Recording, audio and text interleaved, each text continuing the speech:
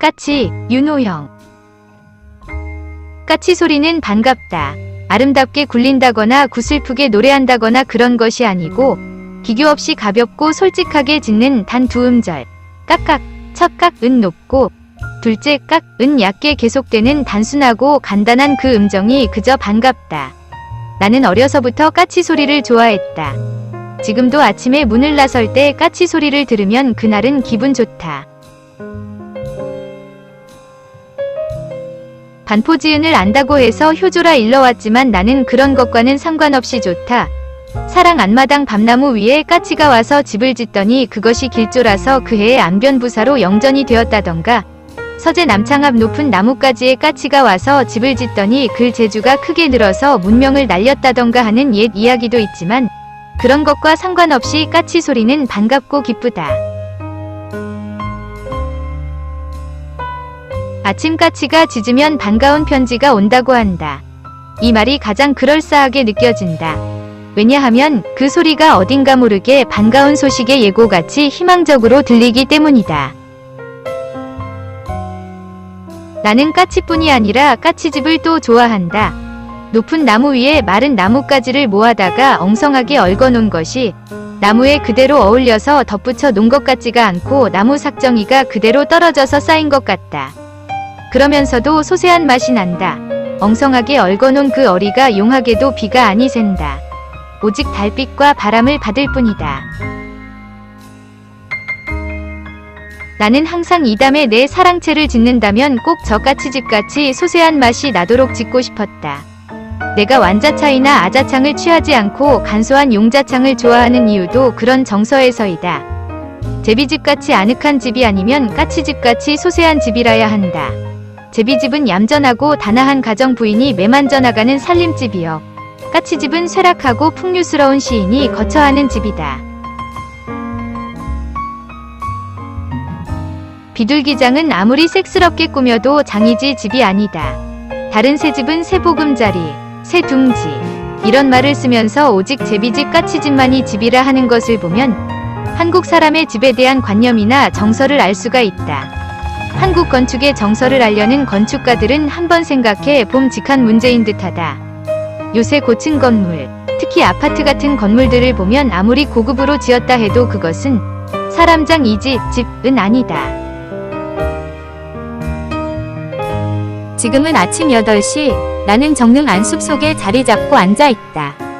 오래간만에 까치 소리를 들었다. 나뭇잎들은 아침 햇빛을 받아 유난히 곱게 푸르다. 나뭇잎 사이로 파란 하늘이 차갑게 막다. 그간 비가 많이 왔던 관계로 물소리도 제법 크게 들려온다. 나는 어느 날 이른 새벽에 여길 와본 적이 있었다. 보건 운동을 하러 온 사람, 약물을 먹으러 온 사람들로 붐비어 다시 오고 싶은 생각이 없었다. 그런데 지금 와보니 사람은 아무도 없고 그윽한 숲속이 한없이 고요하다. 지금이 제일 고요한 시간이다. 까치들이 내 앞에 와서 깡충깡충 뛰어다닌다. 이른바 까치걸음이다. 귀엽다. 손으로 만져도 가만히 있을 것만 같다. 그렇게 사람이 옆에 앉아있다는 데는 아무 관심이나 의구심도 없이 내 옆에서 깡충깡충 뛰놀고 있다. 나는 일찍이 어디선가 본 적이 있는 민화 하나를 생각한다. 한 노홍이 나무 밑에서 허연 배를 내놓고 낮잠을 자는데 그 배 위에 까치 한 마리가 우뚝 서 있었다. 나는 신기한 그 상상화에 기쁨을 느꼈다. 민화란 어린아이와 자유와 같이 천진하고 기발한 데가 있어서 저런 재미있는 그림도 그려진다고 생각했다.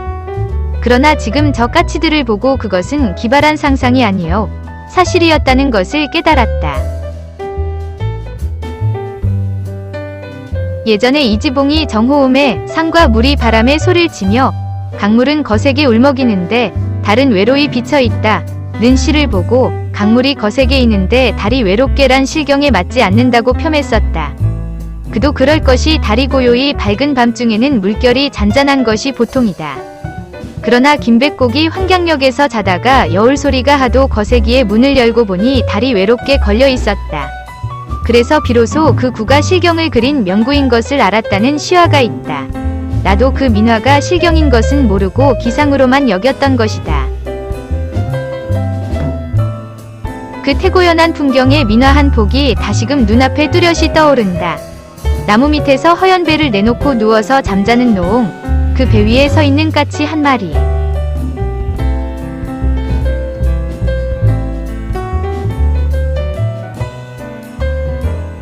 이해와 감상. 이 작품 역시 윤호영다움을 유감없이 보여주는 작품 가운데 하나로서 서두에서는 자신이 까치 소리를 좋아하는 이유를 쓰고 다음에 까치집을 좋아하는 이유도 쓴다. 까치와 까치집을 바라보는 작가의 시선은 참으로 섬세하고 깊기까지 하다. 이처럼 자연의 사물에 대한 섬세한 관찰을 통해 인생을 거울에 비추어 보는 전형적인 수법을 사용하고 있는데 인간과 자연이 서로 조화되어야 한다는 교훈을 드러내주고 있다.